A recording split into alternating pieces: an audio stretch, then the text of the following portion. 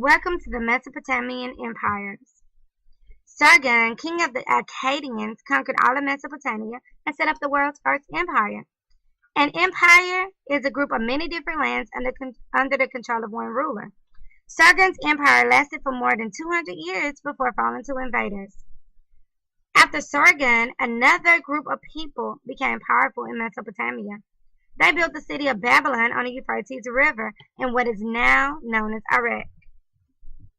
The Babylonian king Hammurabi conquered lands north and south of Babylon to create the Babylonian Empire. Hammurabi is best known for his code of law. The Code of Hammurabi was a collection of laws covering crimes, farming, business activities, and marriage, and also family. The codes listed the punishment for crimes. The Code of Hammurabi was designed to protect the less powerful. The code was an important step in the development of a justice system. These codes later influenced the code of laws of the Greek and the Romans. The Assyrian Empire arose about 1,000 years after the rule of Hammurabi. The Assyrian military was the first large army to use iron weapons. Their weapons were stronger than those made of copper and tin. Around 900 BC, the Assyrian army began taking over all of Mesopotamia. The Assyrian army was well trained and disciplined. They fought with spears, daggers, bow and arrows, slingshots, chariots, and soldiers on horseback. The Assyrian army took tributes, which are forced payments from the people they conquered.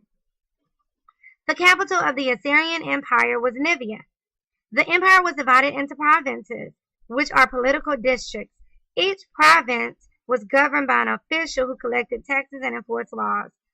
The government built roads to connect the different provinces.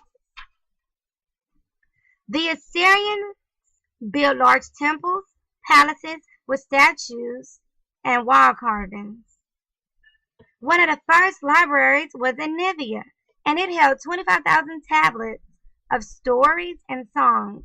The people began to rebel against the Assyrians because of their cruel treatment.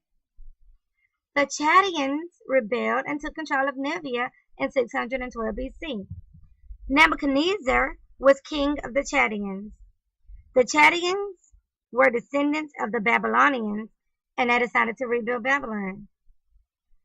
The city of Babylon became the center of trade and also the very center of the Chaldean Empire. The city was surrounded by a huge wall. Inside the wall were palaces, temples, and a huge ziggurat. Nebuchadnezzar ordered the Hanging Gardens to be built for his wife who missed her green, mountainous homeland. The Hanging Gardens consist of terrace gardens built like huge steps, which included large trees, flowering vines, as well as plants. It also had a complex irrigation system that brought water in from the Euphrates River to the garden. The Hanging Gardens were one of the 7 wonders of the ancient world. The Chaldeans were merchants, artisans, and traders. Babylon was on a major trade route and profited from trade. Merchants came to the city, traveled in groups called caravans. Babylon grew wealthy from this trade. The Chaldeans studied the sky to understand their gods. Their astronomers, people who studied the heavenly bodies, mapped the stars, planets, and phases of the moon. After King Nebuchadnezzar died, the Chaldeans lost control of their empire to the Persians. Thank you.